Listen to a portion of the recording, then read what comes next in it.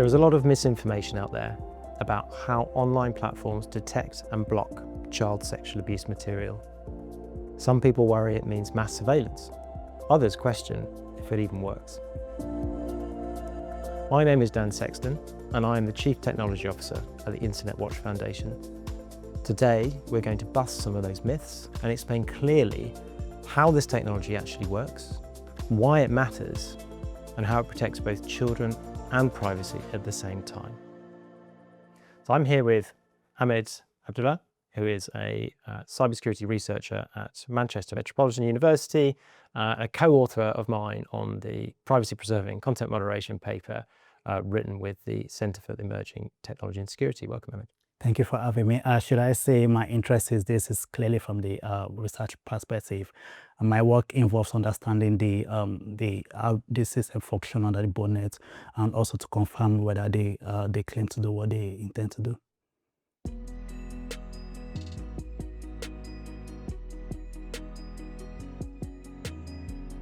So the technology used to detect child sexual abuse material goes from the really efficient, very basic, and the technology has been around for many, many years. So the very basic level, you're having something like hash matching. So there's an exact file match.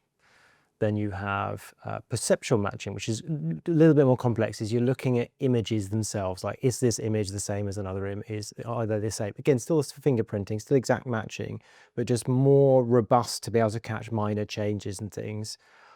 And then we have new, more innovative technologies, AI classifiers trained to detect suspected child sexual abuse material. And that's really designed to catch the things that are in the existing lists, the known list of the fingerprinted content, new content, unknown content. And then human moderation, really what we'd always recommend, a good content moderation stack, proactive technology to detect and block child sexual abuse, is you would be applying all of the technologies in order, both of the fastest, most efficient, most accurate first, and then up in scale across those. We talked about this as like a Swiss cheese approach, right? So every layer is imperfect, it has holes, but every layer you add, you start to address the holes of one, the flaws of one, with the next, you end up with this really positive cycle where actually you have a really robust content moderation system that is able to detect quickly, accurately, known content, new content, and actually protect children at scale.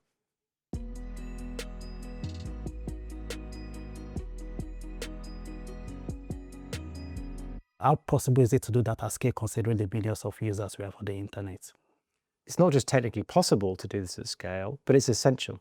That is the reason why we need technical interventions. At IWF, for many, many years, 30 years we've been going, and initially a lot of our work was manual, right? We'd find content, we'd issue a takedown, we'd ask it to be removed, and then you find the same content being uploaded again the next day to the same platform or a different platform. This is why the technology is created. So when you find it once, you take it down one time, you add it to this list, that list is then used and it's blocked every time. It's how you do this in a really scalable, effective way. You can't tackle technology facilitated harms on this scale without technical interventions which can operate at the same scale. Yeah. And it's also important to add to your point that most of these technologies are actually available publicly and is being used at scale to act quietly, preventing abuse and harm to children. Yeah, that's absolutely right. It has been. And it's been doing this for many, many years without us realizing, keeping people safe every day. So a lot of the concerns we hear about what it might do or how it might be misused, they haven't happened. It is just like an antivirus product or anti-malware product. They're quietly out there making the internet a safer place, helping victims and survivors, and generally giving us a better internet experience across platforms. And my real worry is you take those things away, what happens after that is all of the things that they're preventing, you stop preventing them and they start to increase.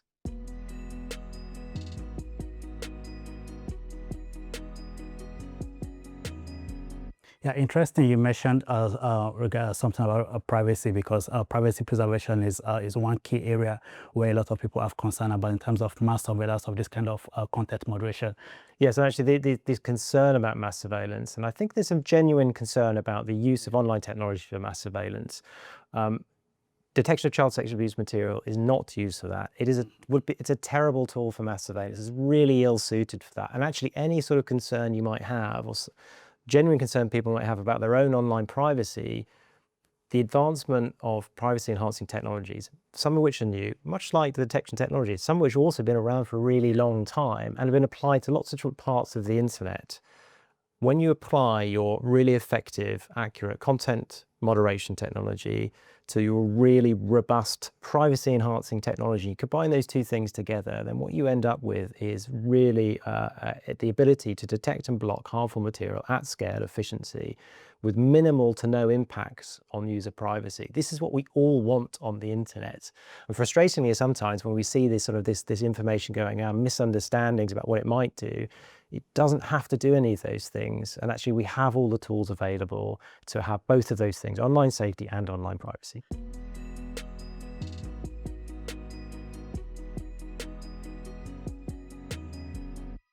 We would always advise IWF that companies should be using a mixture of different tools and different harms. The effectiveness and accuracy of hash matching, but also you can't just ignore unknown content or content and also have to be deploying and innovating a new technology. What do you think, how valid do you think the concern is that these tools can be misused by bad actors for suppressing dissent and government surveillance and some of those other concerns? Generally, these are concerns by the public, and they are right to, their right to raise this concern. However, these tools are very narrow, have very narrow functionalities, so they are basically used to detect child sexual abuse materials to prevent victims and also to prevent further abuses down the line. And they have checks and balances across board, so they operate within straight legal and technical framework that allows them to work only for detecting, illegal content materials. So they cannot be used to either monitoring private messages or, monitoring, what you do on social media. That's not what they are used for. And just if you're just looking at how you might use a hash database to be monitoring and surveilling outside of child sexual abuse. We have a database of 3 million images of child sexual abuse. Using our database, you can only match if there's an image that is present on that database. Our database knows nothing about any other images. So how would you even know what an image, you only know what's in the database. How do you know, and actually in order to do the surveillance, my understanding is you'd need to have a database of everything, right? You'd have to have an immense database in addition to those.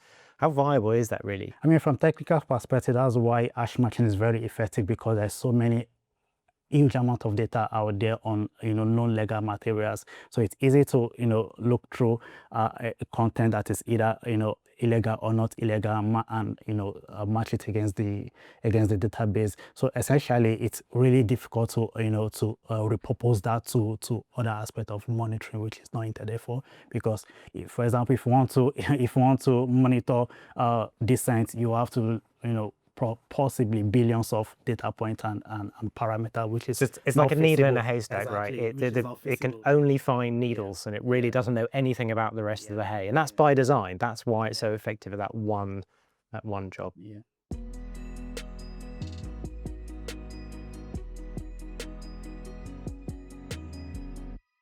At IWF, we run a hash database. We are very cautious about the security and the integrity of that data. We retain all of the images, all of the videos, the corresponding hashes for those in multiple formats, who assess them, when they assess them. So we have a very strong audit trail to be able to validate our assessment of the imagery that we've found and validate the matches of those fingerprints to ensure it is the right image. Even if someone were to compromise one of these databases, you also have to understand sort of the consequences of a match. And actually, there is always a dispute process. This is one of these things that we work with regularly. If someone disputes and says, well, actually, I don't think this image is illegal, it goes through a process, and eventually a human will look at that and decide. So if you manage to insert a hash of a benign image into a database, the worst result is a human moderator is going to end up viewing that image, and that hash will be removed. So the consequences are pretty low, actually, for attack. The controls about preventing the attack are high, and the consequences, even if your attack is successful, it's very low. It's just not really a credible attack by any sort of knowledgeable or adversary.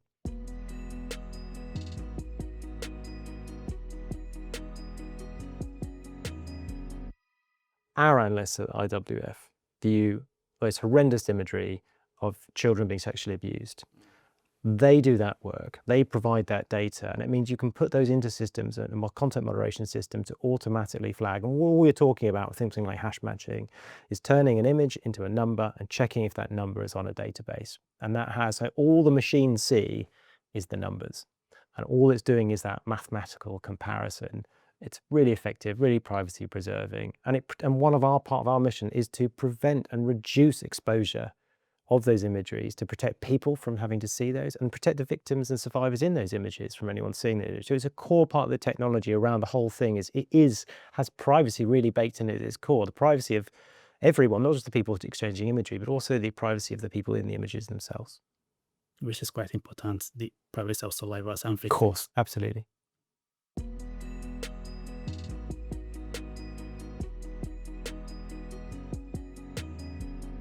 So some people say that you have to break encryption in order to detect child sexual abuse content. Do you think that's true? No, definitely not. And that's one of the most persistent, myths out there and that we encounter. And the innovation is to ensure that we develop solutions that work together with encryption platform, and the platform themselves need to also go out there in order to enforce their policy, in order to stop this kind of abuses and become safe haven for abusers and perpetrators. No, that's completely right. So IWF have never advocated for breaking encryption or removing encryption. Encryption is absolutely essential to how the internet works. It just wouldn't function without it.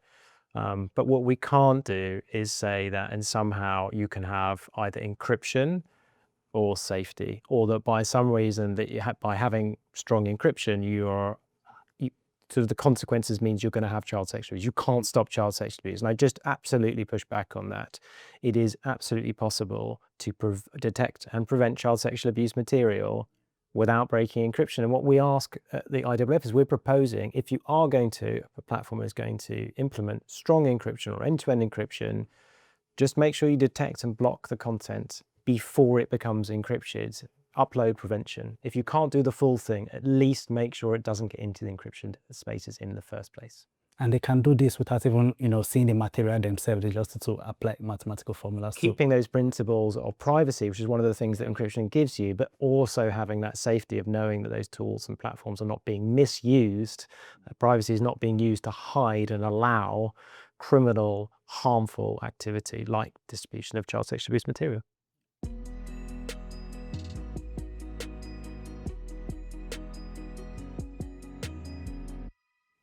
Upload prevention is really simple. Well, as a term, if you're just checking content at the point of upload. In this case, certainly for heavily encrypted or end-to-end encrypted services, you do the content moderation before encryption.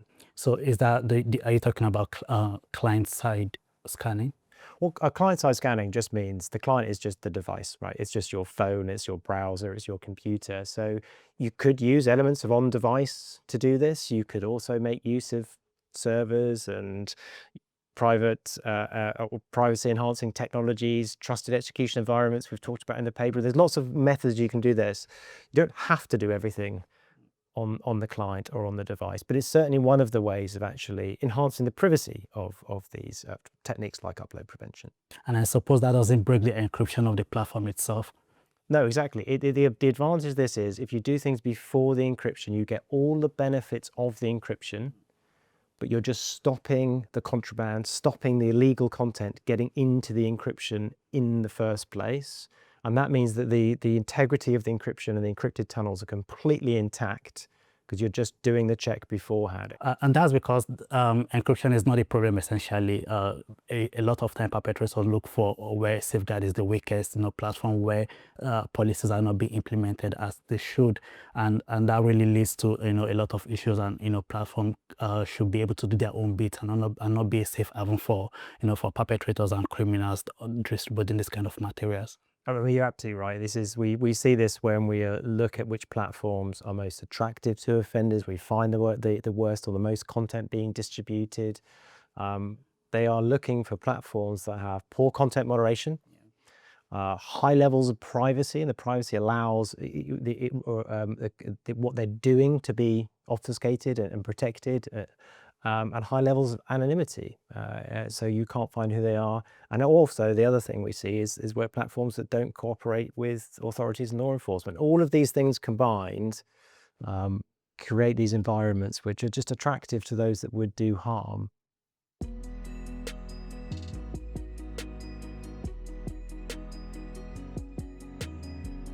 All right, so let's talk about effectiveness and accuracy.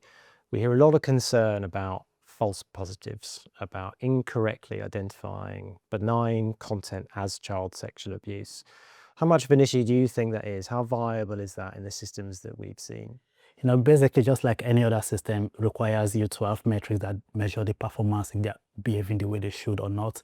And essentially for CSAM, it's the same thing as well. But where it's a bit more tricky is when it's involved unknown illegal content. So basically, AI-generated CSAM, for example, where people use deepfake of people to create child sexual abuse material. It's a balance, isn't it? Because you're getting there is you're balancing the accuracy about and ensuring that you're not incorrectly flagging things that are not criminal as criminal, but also not going so far as you're not finding the criminal content, which is the whole point of these systems. And certainly with the hash matching, it's almost entirely accurate. It's just the foundational level. There's just no reason why those images should ever be allowed to anywhere on the internet. It's where you get to these more advanced, like once you've solved that problem, it's that next question of, okay, now what about all of the unknown content about new victims? How do you do that? And this is where the AI tools are really, they're not saying it is CSAM, they're saying this might be, this looks like it. It's a really strong indicator.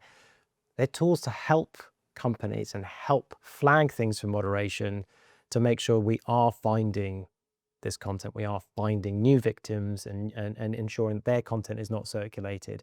And we talked about your layering of those content systems is they're not independent, are they? So you've got your hash matching, but actually if your AI finds a new image, that image should be added to that hash set, right? So you have this sort of really positive cycle.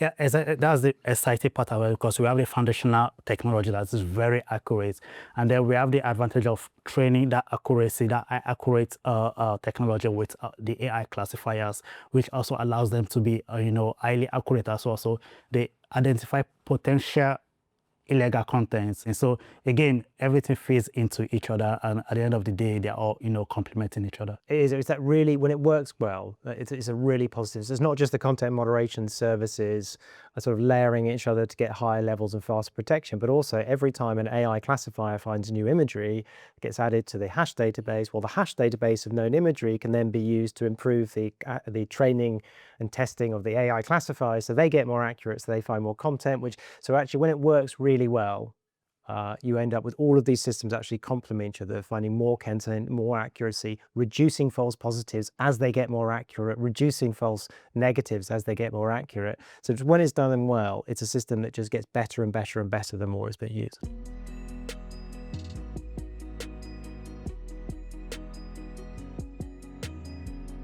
There's always a reason to stop child sexual abuse. There should never be an excuse in saying, well, they'll just go somewhere else. And actually what we'd always say is, well, okay, your platform is the most hostile to child sexual abuse. You have a safe platform, you have done your duty. And then we talk to the other platforms that don't have those safeguards, and they increase their safeguards and they increase the friction. And it's harder to go and harder to go there and harder to go there. The harder it is to share child sexual abuse, the harder it is to groom children, the harder it is to do harms, the less people will do it. And the harder it will be to do that online. So this is always the goal, is just every platform should do everything they can, and then every other platform needs to up its game to get up to the same standard, until the internet just becomes a really difficult, really hostile place for those that would abuse children. And it's also important to say, this is a collaborative effort. It's not a one person's job. So, platforms, organizations like IWF need to collaborate more, talk more, and to engage and find ways to, improve communication and identify these materials, especially, offenders moving across different platforms.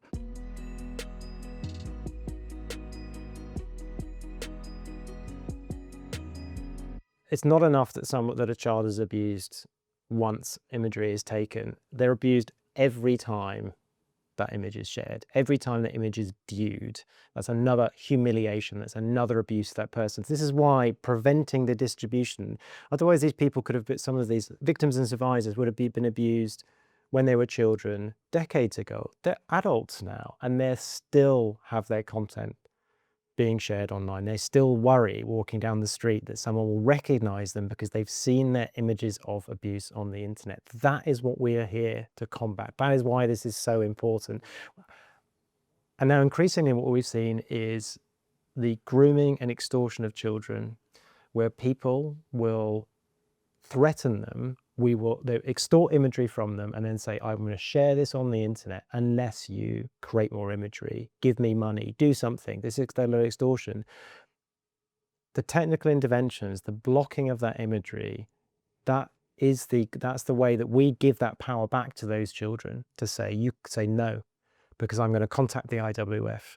I'm going to go to the report remove service. They're going to take these images and they're going to stop them being shared on the internet.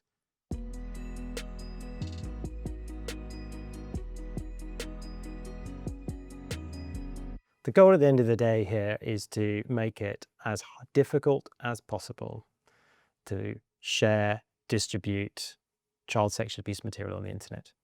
Is to give peace to victims and survivors, knowing that every effort is being made to prevent that re-victimization, prevent their images but continually being shared. To know to children who are in a position where they feel like they're having to share images or someone's blackmailing them or coercing them, that there's help out there, that there are systems that will find and detect and block their imagery so they don't have to worry about that for the future. It's to actually have that positive cycle where it becomes so difficult for people to do this that it just becomes such a small issue, as opposed to what we feel like at the moment is this epidemic of it getting worse. And every time, every system that gets removed or every change here that what we see with technology, which continually seems to be used to hurt children, and we want to see that technology being used to help them.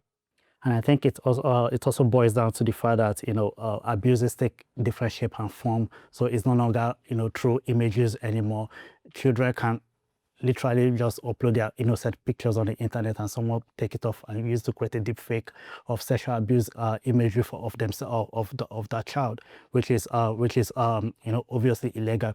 And I think that boils down to collaboration and, you know, discussing with platform to do more, to go, you know, take one extra step for that particular child to, you know, to have more, you know, just you should be able to upload your pictures on the internet without the fear of somebody taking it off and using it to create child sexual nudity. Exactly. We have to think about what the internet that we want to have for ourselves, for our children, for society. What internet do we want to have? How do we make that a safe and secure and private internet for everybody? And I think these sorts of things we're talking about, just being able to say, yes, you can block those images. Yes, it's really hard for people to create child sexual abuse, to share it, to host it, to groom children. None of these things are part of the internet that anybody will want. And the measures are there, the technology's there to make that a better, safer internet for everyone. And that's what the IWF, that's what we want to see. I hope that we've been able to address some of these myths that are holding us back from achieving that internet that I think we'd all like to get to. At the IWF, our goal is to narrow the spaces where child sexual abuse material can be shared until it's virtually impossible. No single measure will solve everything overnight, but every barrier we put in place matters. If you'd like to learn more about the IWF's work and the tools and services we provide, please visit iwf.org.uk. And if you've heard a myth about child sexual abuse material detection that we've not covered here, please get in touch with the IWF because the facts matter.